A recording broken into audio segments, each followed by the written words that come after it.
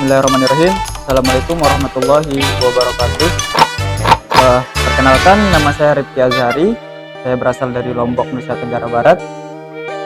Saya berusia 22 tahun. Aktivitas bisnis yang sedang saya jalankan sebenarnya itu ada beberapa proyek. Cuman sekarang 70% fokusnya itu di bisnis penyewaan mobil di Lombok, Nusa Tenggara Barat. Privilege atau perintis. Keren. Jadi sebenarnya begini, saya sebagai seorang pengusaha memahami bahwa perintis dan keberhasilan itu tidak dapat dicapai hanya dengan memiliki privilege semata. Saya sering bertanya ke beberapa orang yang udah sukses, yang udah memiliki banyak usaha, apa sih pondasi dasar agar seseorang itu bisa meraih kesuksesan? Dan rata-rata orang itu selalu menjawab inovasi, tekad, dan kerja keraslah yang menjadi pondasi utama kesuksesan. Dan dengan itu saya percaya bahwa tekad dan dedikasi itu kita bisa menjadi perintis dalam meraih kesuksesan secara berkelanjutan.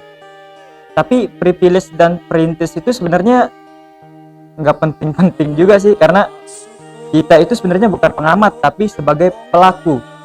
Nggak usah pikirin apa yang kita butuhkan atau apa keuntungan yang kita punya, apakah kita itu harus mulai dari nol.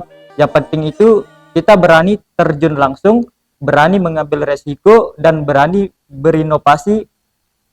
Nggak peduli apa yang diduluin atau terbelakangkan oleh orang. Yang penting kita konsisten, kita pantang menyerah, dan kita kerja keras. Jadi nggak usah mikirin privilege atau perintis ya, yang penting kita berani jadi pionir dalam langkah-langkah kita. Tapi kalau saya sendiri ketika ditanya apakah saya seorang perintis atau punya privilege, itu mungkin 50-50. Karena saya juga punya privilege, saya juga seorang perintis. Bisnis yang sedang saya jalankan di Lombok yaitu bisnis penyewaan mobil dengan nama perusahaan Tawab Transport Lombok.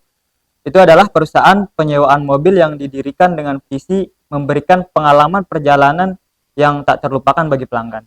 Nah, dengan komitmen kami terhadap kualitas, keamanan, dan layanan pelanggan yang sangat baik, kami telah menjadi salah satu pilihan utama bagi wisatawan yang ingin berkunjung ke Lombok. Adapun layanan yang kami berikan yaitu pertama penyewaan mobil.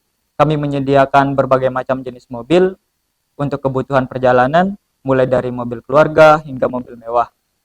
Armada kami selalu terjaga kebersihannya dan dilengkapi dengan fitur-fitur modern untuk memastikan keamanan dan kenyamanan selama perjalanan di Lombok.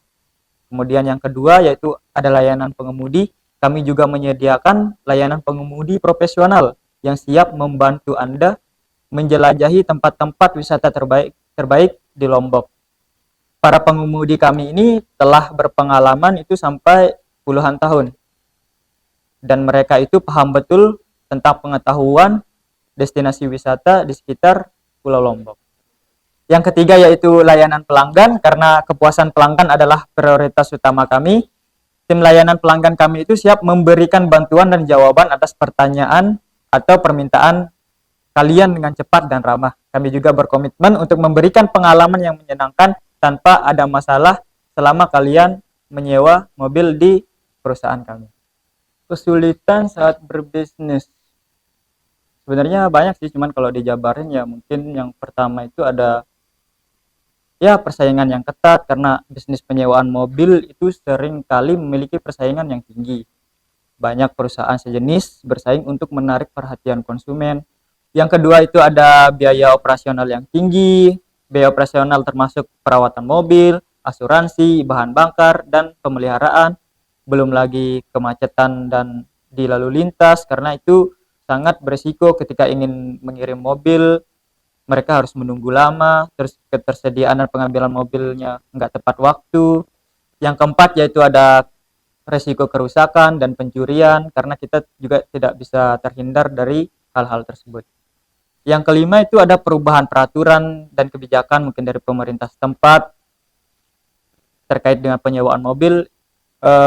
Tentu saja mungkin setiap masalah itu treatmentnya berbeda-beda. Kayak tadi yang pertama, persaingan yang ketat. Mungkin kita mengatasi hal ini tuh dengan cara strategi pemasaran yang efektif dan keunggulan yang kompetitif. Terus kalau biaya operasionalnya tinggi, itu treatmentnya mungkin menangani seefisiensi mungkin operasional dan mencari cara untuk mengurangi biaya-biaya yang menjadi kunci di sana.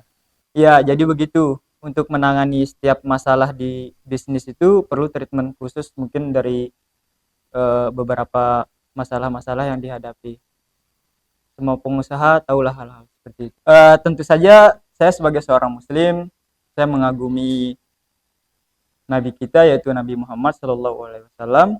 Kenapa? Karena beliau itu seorang pembisnis, kakek beliau seorang pembisnis, bahkan istri beliau juga Siti Hadijah itu seorang pembisnis yang sukses.